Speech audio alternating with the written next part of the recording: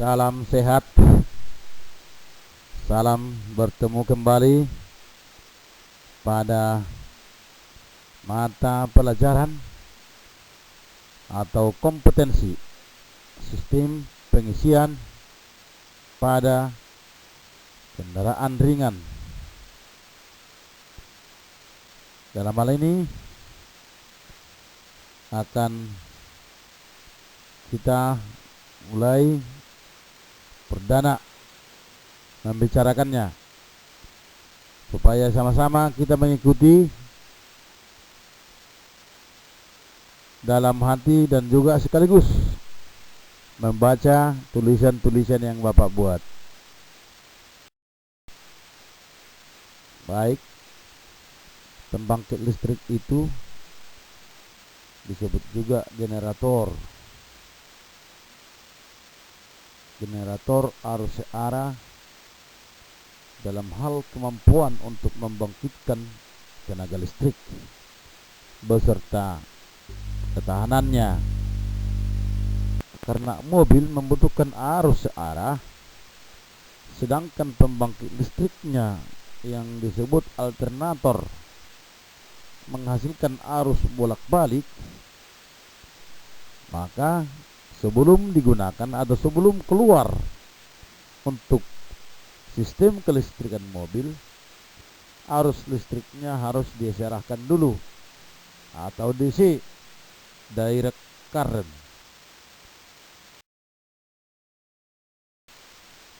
Sistem pengisian berfungsi untuk mengisi kembali baterai yang telah digunakan saat starting dan juga menyuplai kebutuhan listrik ke dalam sistem kelistrikan saat mesin hidup.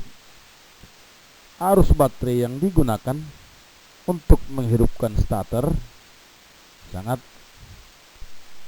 banyak atau sangat besar, sehingga memerlukan pengecasan kembali atau sistem pengisian kembali.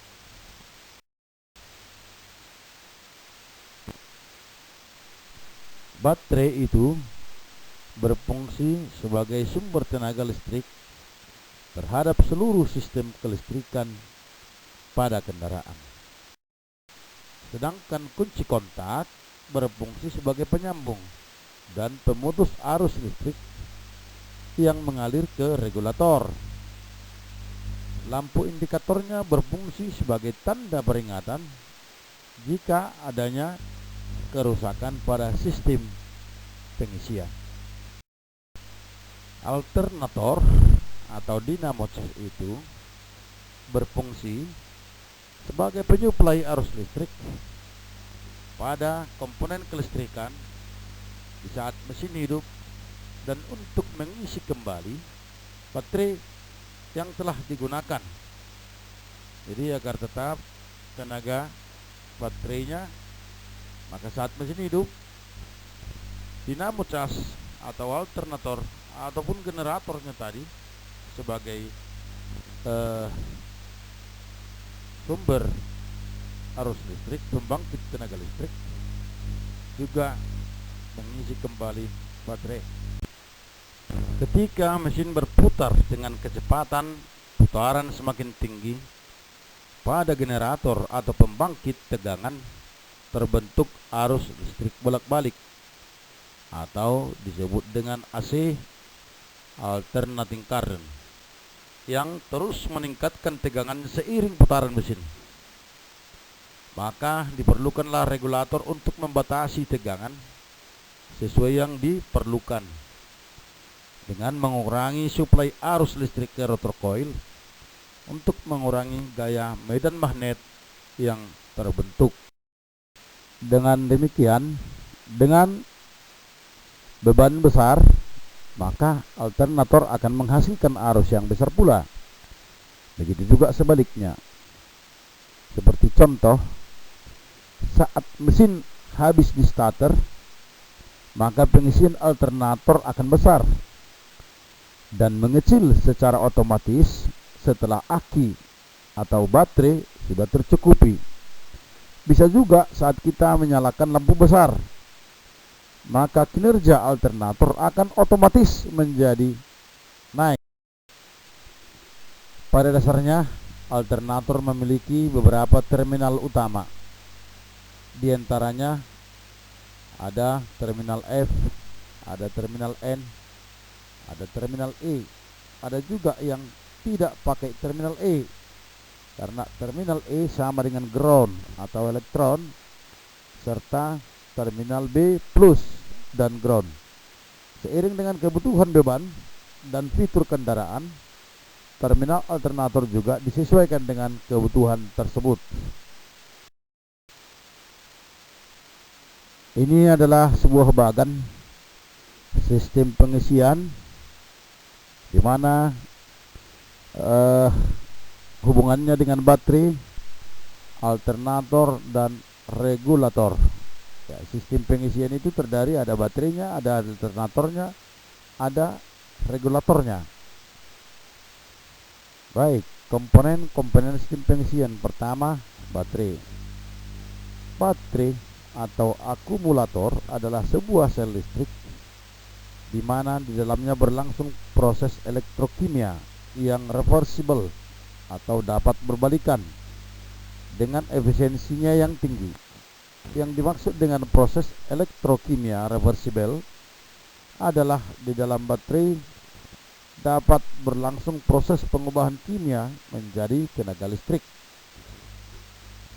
atau disebut juga proses pengosongan, dan sebaliknya, dari tenaga listrik menjadi tenaga kimia, pengisian kembali dengan cara regenerasi dari elektroda yang dipakai, yaitu dengan melewatkan arus listrik dalam arah atau polaritas yang berlawanan di dalam sel. Pada mobil banyak terdapat komponen-komponen kelistrikan yang digerakkan oleh tenaga listrik. Di waktu mesin mobil hidup, komponen tersebut dapat digerakkan oleh tenaga listrik yang berasal dari alternator dan baterai. Tetapi saat mesin mobil mati, tenaga listrik yang digunakan hanya berasal dari baterai saja. Contoh, pemakaian energi listrik saat mesin mobil mati pada lampu parkir, lampu ruangan, lampu indikator pada ruangan kemudi, peralatan audio atau tape recorder, peralatan pengaman, dan lain-lain. Jadi jumlah tenaga listrik yang disimpan dalam baterai dapat digunakan sebagai sumber tenaga listrik tergantung pada kapasitas baterai dalam satuan ampere jam atau dengan simbol ampere hour. Jika pada kotak baterai tertulis 12 volt 50 Ah, berarti baterai tersebut mempunyai tegangan 12 volt, di mana jika baterai tersebut digunakan selama 1 jam dengan arus pemakaian 50 ampere, maka kapasitas baterai tersebut setelah 1 jam akan kosong. Kapasitas baterai tersebut juga dapat menjadi kosong setelah 2 jam jika arus pemakaiannya hanya 25 ampere. Di sini terlihat bahwa lamanya pengosongan baterai sangat ditentukan oleh besarnya pemakaian arus listrik dari baterai. Semakin besar arus listrik yang digunakan, semakin cepat terjadi pengosongan baterai, dan sebaliknya. Besar kapasitas baterai sangat ditentukan oleh luas permukaan pelat atau banyaknya pelat baterai. Jadi dengan bertambahnya luas pelat atau dengan bertambahnya jumlah pelat baterai, maka kapasitas baterai juga akan bertambah.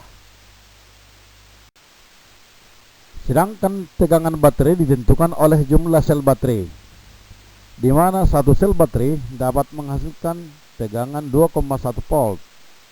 Tegangan listrik yang terbentuk sama dengan jumlah tegangan listrik tiap-tiap sel. Jika baterai mempunyai 6 sel, maka tegangan baterai tersebut adalah 12,6 volt. Tetapi dalam sehari-hari kita sebut 12 volt. Biasanya setiap sel baterai ditandai dengan adanya satu lubang pada kotak baterai bagian atas untuk mengisi elektrolit baterai. Kita perhatikan gambar berikut, adanya aliran elektron dengan tanda panah saat load dia loading, kemana arah panahnya perhatikan.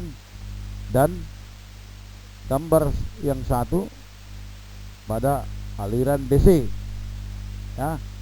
Jadi ini proses pengosongan atau discharge yang sebelah kiri, sedangkan sebelah kanan adalah proses pengisian atau charge ya. Discharge artinya pengosongan, charge pengecasan kembali, itu gambar kanan.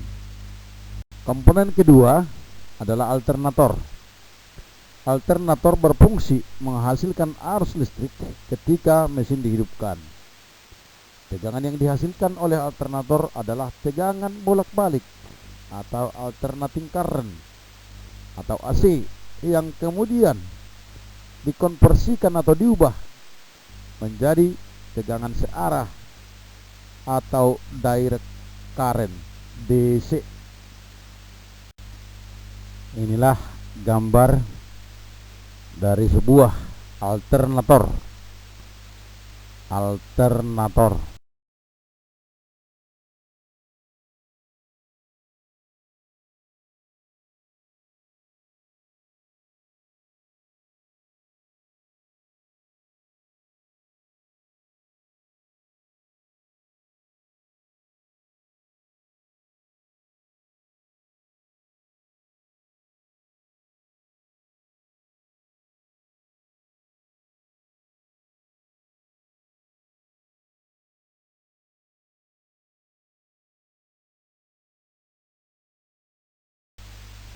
Jika bagian atas alternator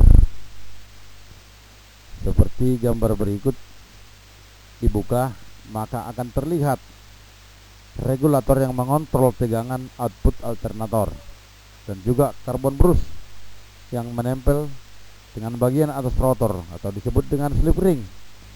Rangkaian dioda atau rectifier yang mengkonversi atau mengubah tegangan AC menjadi tegangan DC, dan slip ring bagian dari rotor dihubungkan dengan setiap file winding.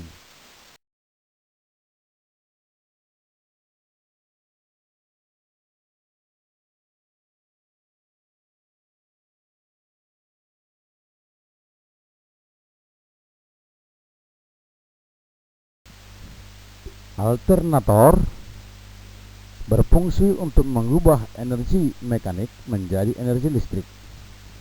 Arus bolak-balik yang dihasilkan alternator diubah menjadi arus searah, dan untuk mengubah arus tersebut pada rangkaian alternator dilengkapi dengan 6 buah dioda. Masing-masing 2 buah dioda dihubungkan dengan kumparan stator.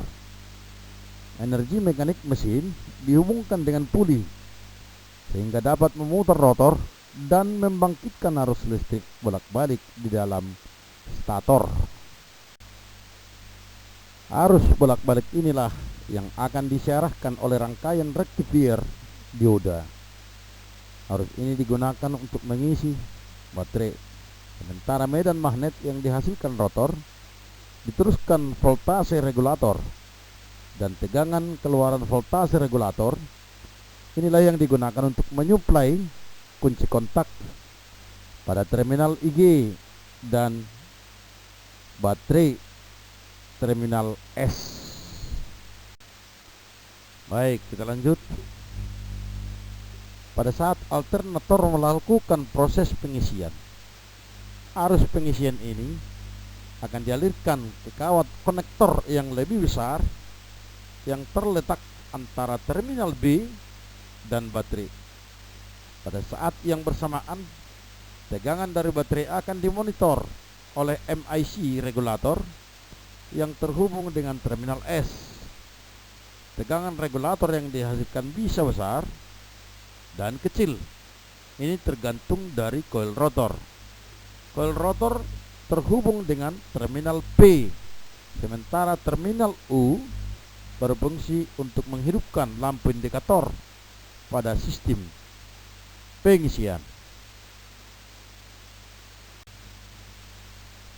Tegangan regulator yang dihasilkan bisa besar dan kecil.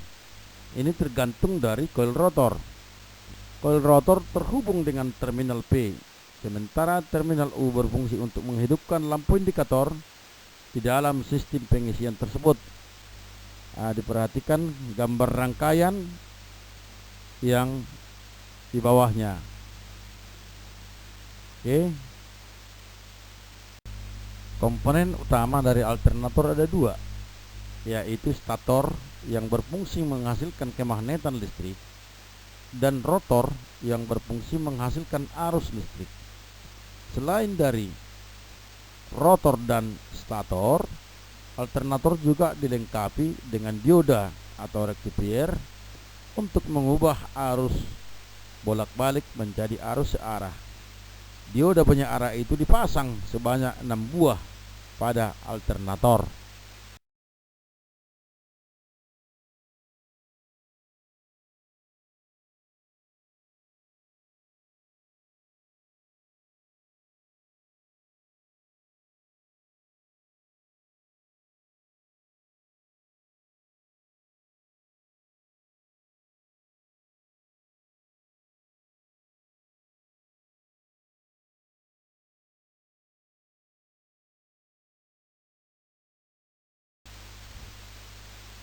Ini adalah sebuah gambar elektromechanical regulator. Di sana tampak rangkaian atau isi dalam dari regulator, juga beserta terminal-terminalnya, di mana nampak ada B, ada L, ada S, ada IG, ada F, P, dan E.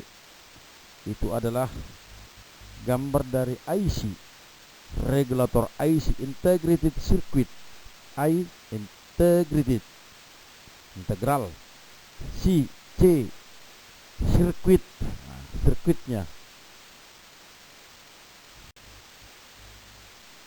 Pada rangkaian regulator saat ini sudah dilengkapi dengan IC regulator. Keuntungan menggunakan IC ini adalah ukurannya kecil, tidak diperlukan lagi penyetelan tegangan, dan mempunyai sifat kompensasi temperatur untuk mengontrol tegangan pengisian dan suplai arus ke lampu. Sebelum menggunakan IC regulator, dulu digunakan sebuah regulator sistem satu titik kontak atau dua titik kontak dan regulator voltase relay dan regulator voltase relay. Regulator tipe 1 kontak mempunyai tahanan yang dihubungkan langsung ke titik kontak pada waktu mesin berputar. Pada putaran rendah, tahanan ini dipasang seri dengan kumparan rotor. Jadi bila tegangan alternator rendah, gaya magnet dari kumparan magnet juga akan lemah, sehingga titik kontak menutup dan arus yang mengalir ke kumparan rotor melewati titik-titik kontak tersebut.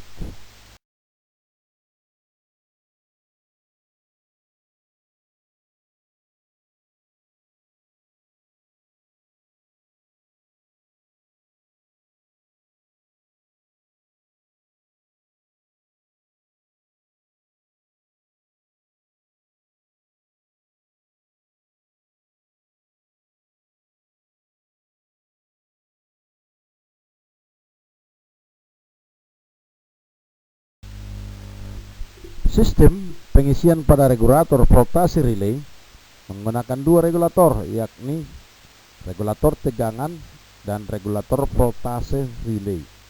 Voltase relay menjamin pengaturan tegangan menjadi baik. Kumparan magnet dari tegangan regulator bekerja tergantung dari tegangan yang dibangkitkan oleh alternator.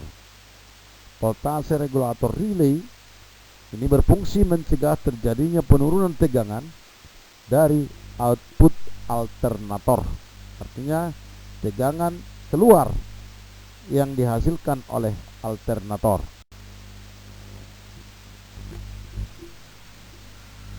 Baik, masuk kita ke sistem starternya. Komponen tadi bagian-bagiannya ini ya. Sistem starter adalah suatu sistem yang dapat merubah energi listrik menjadi energi mekanik yang dapat menggerakkan motor starter. Motor starter harus bisa menghasilkan momen yang cukup besar, meskipun daya tersedia pada baterai cuma 12 volt. Motor starter yang sekarang dipergunakan pada automobil semuanya sudah menggunakan magnetic close yang mendorong gear yang berputar atau disebut pinion gear untuk menghubungkan dan melepaskan perkaitan dengan ring gear yang berada di sekeliling flywheel atau roda gila yang diikat dengan baut-baut pada poros engkol. Dewasa ini ada dua tipe utama motor starter yang dipergunakan pada mobil-mobil ataupun truk-truk, yaitu konvensional dan reduksi. Konvensional dan reduksi. Automobil dirancang untuk daerah dingin menggunakan motor starter tipe reduksi yang menghasilkan momen yang lebih besar yang dibutuhkan untuk menghidupkan mesin pada temperatur rendah, karena kemampuannya membangkitkan momen jauh lebih besar daripada tipe konvensional yang pada ukuran dan berat yang sama. Maka banyak automobil yang mulai menggunakan tipe reduksi meskipun dioperasikan di daerah panas, karena mesin tidak dapat berputar dengan sendirinya, maka dibutuhkan tenaga dari luar untuk mengengkol dan membantunya untuk hidup. Di antara berbagai peralatan yang ada, sekarang automobil menggunakan motor listrik yang dikombinasikan dengan magnetic switch untuk mendorong pinion gearnya berputar ke dalam atau keluar dari hubungan dengan ring gear yang ada pada roda penerus atau flywheel mesin.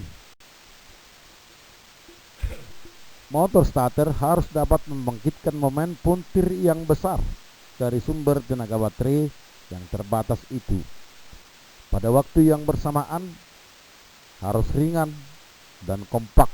Oleh karena itu maka dipergunakanlah motor seri atau DC, direct current. Mesin tidak akan dapat start sebelum melakukan siklus operasionalnya berulang-ulang, yaitu langkah hisap, kompresi, pembakaran, dan buang. Langkah pertama untuk menghidupkan mesin, kemudian memutarnya dan menyebabkan siklus pembakaran pendahuluan. Pada motor starter minimal harus dapat memutarkan mesin pada kecepatan minimum yang diperlukan untuk memperoleh pembakaran awal. Kecepatan putar minimum yang diperlukan untuk menghidupkan mesin berbeda tergantung pada konstruksi dan kondisi operasinya.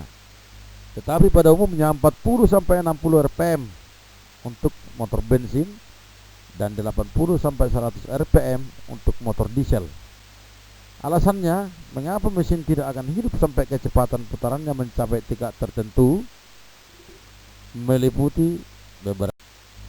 Yang pertama, bahan bakar tidak teratomisasi sepenuhnya pada putaran rendah. Pada motor bensin, kecepatan udara masuk berpengaruh terhadap kerja karburator. Pada motor diesel, kecepatan putaran pompa injeksi yang rendah tidak memungkinkan terjadinya atomisasi bahan bakar secara sempurna. Yang kedua, temperatur yang terlalu rendah pada motor bensin, temperatur silinder yang rendah menghambat pengabutan bahan bakar.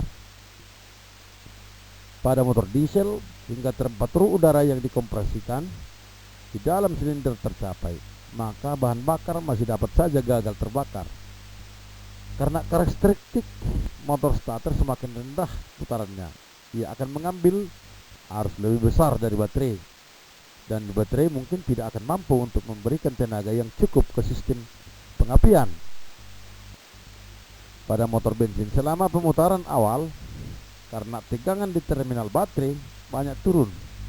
Bila ini terjadi, maka kemampuan pembakaran akan menurun karena tegangan yang masuk ke komponen primer dari ignition coil tidak cukup, menyebabkan tegangan sekunder yang dikirimkan ke busi tidak cukup atau menjadi rendah. Prinsip kerja dari motor starter adalah sebagai berikut. Saat kunci kontak start, maka arus akan mengalir dari baterai menuju solenoid, brus starter kemudian ke komutator dan dilanjutkan ke brus negatif dan berakhir di masa. Pada motor starter berfungsi untuk menggerakkan flywheel, dan flywheel berfungsi untuk menerima dan mempertahankan daya putar force ankle sehingga piston dapat bergerak turun dan naik melakukan proses pembakaran. Starter solenoid berfungsi sebagai kontak penghubung antara kunci kontak dan motor starter. Apabila pada motor starter solenoid terjadi aliran arus, maka motor starter akan berputar, sementara alternator berfungsi untuk mengisi baterai. Output dari alternator diatur tetap konstan dengan menggunakan voltase regulator. Baik, demikian dulu kita pada materi ini. Di lain kesempatan, di lain waktu, kita bicarakan materi-materi selanjutnya. Terima kasih. See you again.